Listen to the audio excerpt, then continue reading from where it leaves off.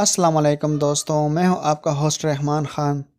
दोस्तों, आज की इस वीडियो में हम बात करेंगे कि वज़ीर-ए-आज़म इमरान ख़ान फ़ौज कश्मीर क्यों नहीं भेज रहा और इस हवाले से उनका मज़ीद क्या कहना था। आइए देखते हैं इस वीडियो में।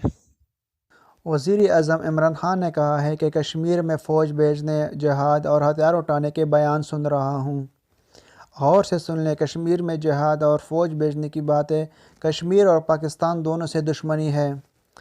मोदी हुकूमत यही चाहती है कि पाकिस्तान को ज़िम्मेदार ठहराया जाए और दुनिया की नज़रें कश्मीर से हटाई जाए।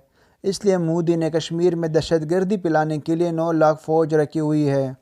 उन्होंने आज यौम सियाह कश्मीर के मौके पर कश्मीरियों से इज़हार यकजहती के लिए अपने पैगाम में बताया कि आज मेरे खिताब का मकसद कश्मीरियों को ये पैगाम देना है कि हमारे सारे सूबे और अवाम कश्मीरियों के साथ खड़े हैं। अक़वाम मुत्तहिदा के करारदारों के बावजूद कश्मीरियों को कभी ये हक़ नहीं मिला कि वो ख़ुद फ़ैसला करें कि वो पाकिस्तान या हिंदुस्तान में किसके साथ रहना चाहते हैं, लेकिन इनके साथ हमेशा धोखाधड़ी की गई। इस आज़ादी की तहरीक में 1 लाख कश्मीरी शहीद हो चुके हैं। आलमी दुनिया ने नोटिस लेने के बजाय खामोशी इख्तियार की।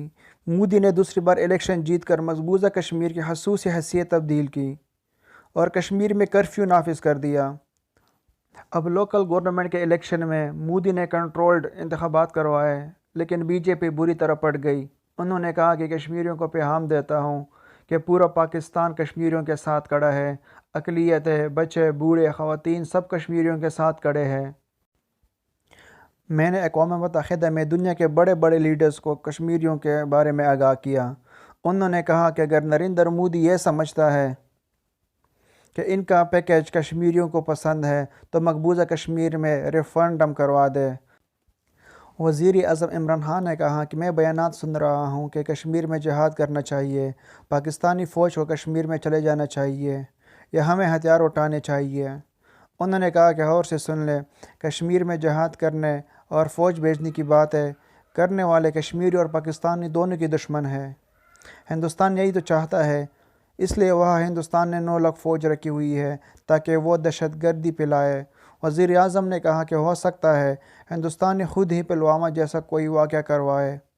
मोदी हुकूमत चाहती है कि पाकिस्तान को किसी तरह ज़िम्मेदार ठहराया जाए ताकि दुनिया की नज़रें कश्मीर से इधर उधर हो जाए।